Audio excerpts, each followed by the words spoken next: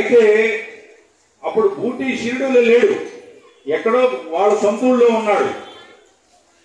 అక్కడ ఆయన ధనవంతుడు కాబట్టి ఎంతో మంది డాక్టర్లకు చూపించాడు, ఎన్నో మందులు వాడాడు, అయినా కూడా తగ్గలేదు. ఏమిటి ఈ జ్వరము, వాంతులు బెదులు తగ్గకపోవడం ఏంటి, విచిత్రంగా ఉందని చెప్పని ఆయన ఒక రోజంతా తిరిగాడు. పెద్ద పెద్ద డాక్టర్లు కూడా ఆయన తెలిసిన వాళ్ళు ఉన్నారన్నమాట.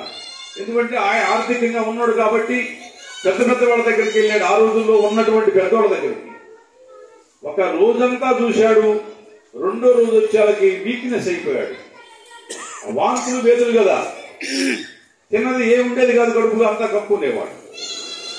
ఒక పక్క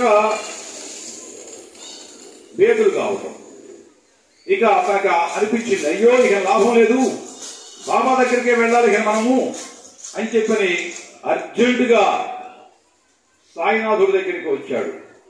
బాబా, నాకు పరిస్థితి ఇది, వాంతులు బెదులు తగ్గలేదు, నిన్నంతా చాలా బాధపడ్డాను, ఇక చేసేది లేక తప్పని పరిస్థితుల్లో నీ దగ్గరికి వచ్చాను. మహాత్మా, నువ్వు తగ్గించకపోతే నా పరిస్థితి ఘోరంగా ఉంటుంది, నన్ను కాపాడు, రక్షించు బాబా నీ దయవల్ల అని చెప్పానంటే, సాయినాథుడు చూడండి విచిత్రమైనది, ఇక్కడ ఏ మందులు ఇతనికి వేయకుండా చూపుడు వేలుతో ఇలా ఇలా అంటున్నాడు, తగ్గిపోద్ది, నీకు తగ్గిపోద్ది, ఏమీ పర్వాలేదు, తగ్గిపోద్దని ఇలా అంటున్నాడు.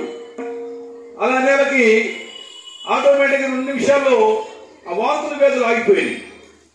అతను చాలా ఆశ్చర్యపోయాడు, ఇదేమిటి వాంతుల వేదలు ఆగిపోయి బాబా నీ దయ వల్ల అని చెప్పని అతను ఎంతో ఆనందపడిపోయి బాబా పాదాల మీద పడిపోయాడు.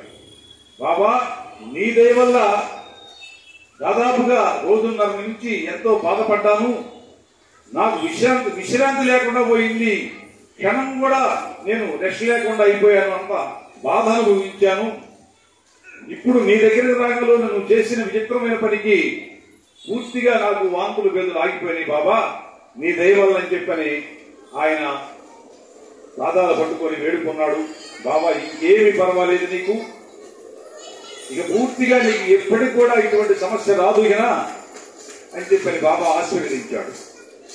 ఆ తర్వాత సాయి సన్నిధిలో వన్నాలు గడిపి ఆ తర్వాత అతను ఊరు వెళ్లి దాదాపు నెలకి 10-15 రోజులు 12 రోజులు కూడా సాయి సన్నిధిలో గడుపుతుండేవాడు. బాబాకి ఏమి కావాలో ముఖ్యంగా ఆయనే చూసుకునేవాడు. అంతటి సాయి భక్తుడైపోయాడు ఆయన. కాబట్టి ఆయన ఒకటే అనుకున్నాడు, ఆర్థికంగా ఒకప్పుడు నా దగ్గర ఏమి లేదు, ఇవాళ నేను ఆయన దయ వల్ల ఎంతో సంపాదించుకున్నాను, మరి ఆయన అనుగ్రహంతో ఆయన కాకపోతే మనం ఎక్కడ పెడతాము, ఇంకెవరికి ఇస్తాము అని చెప్పనే ఒక మంచి భావనతో సాయినాథుడికి ముఖ్యమైనటువంటి భక్తుడైపోయి తర్వాత చివరిలో బాబాకి ఇప్పుడు మనం చూసే సమాధి మందిరం, మన దర్శనం చేసుకునే సమాధి మందిరం అది బూటి కట్టించిందే బాబాకి. ఆయన అడిగాడు, బాబా నేను ముందు అంటే వాస్తవంగా అది బాబా కట్టించిన గుడి కాదు, అది కృష్ణుడు కట్టించినటువంటి మందిరం అది. ఆయన అడిగాడు, కృష్ణ మందిరం కట్టిద్దాం బాబా అంటే కట్టించమన్నాడు. అప్పుడు ఆ మందిరం కట్టించడం జరిగింది కృష్ణుడి కోసం. తర్వాత బాబా అన్నాడు, కృష్ణుడు కాదు నేనే కూర్చుంటాలే అని చెప్పి అన్నాడు ఒక మాట అతనితోటి. అంటే అడిగాడు ఇతను, కృష్ణుడి గుడి విగ్రహాలు చేసుకొచ్చి పెడదాం బాబా, ఎప్పుడు ఓపెనింగ్ మంచి రోజు మీరు చెప్తే చేద్దామంటే నేను చెప్తానే తర్వాత అన్నాడు. లేదంటే నేనే కూర్చుంటాలేవా అని చెప్పిన ఒక మాట అన్నాడు. అది నిజమైపోయింది. చివరకు సాయినాథుడు చనిపోయిన తర్వాత ఇప్పుడు ఉన్న సమాధి మందిరం అక్కడ బాబాని సమాధి చేయడం జరిగింది. ఇవాళ మనందరం కూడా బ్రహ్మాండంగా దర్శించుకుంటున్నాం. సాయినాథుడి యొక్క కృపా కటాక్షాలు మనందరికీ బ్రహ్మాండంగా ఇవాళ కలగడానికి ఇవాళ షిరిడి పరిస్థితి 3 నెలలు ముందు బుక్ చేసుకుంటేనే ఎక్కువ మంది గ్రూప్ వెళ్లాలంటే ట్రైన్ టికెట్లు కూడా సరిగ్గా దొరకలేదు. మరి రూములు కూడా అక్కడ షిరిడిలో చక్కగా ఎన్నో రకాలుగా రూములు దొరుకుతున్నాయి. భక్తి నివాసు, సాయి ఆశ్రమం ఇవన్నీ కూడా తక్కువ రేటు, మనిషికి 50 రూపాయల రోజు అక్కడ తీసుకుంటే రూములు.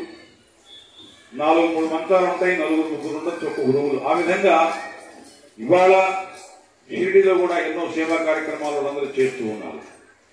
ఇదంతా కూడా బాబా చేసిన లీలలు మహిమల వల్లనే ఇవాళ ఇంతమంది జనం పోవడం ఇవాళ కూడా జరుగుతున్నాయి. జరగకపోతే జనాలు పిచ్చోడుగా అమాయకులు కాదుగా. అందువల్ల సాయినాథుని కృపకు మీరందరూ పాత్రలు కావాల్సిందిగా కోరుకుంటూ ఉన్నాం. జై సాయినాథ్ మహారాజుకి.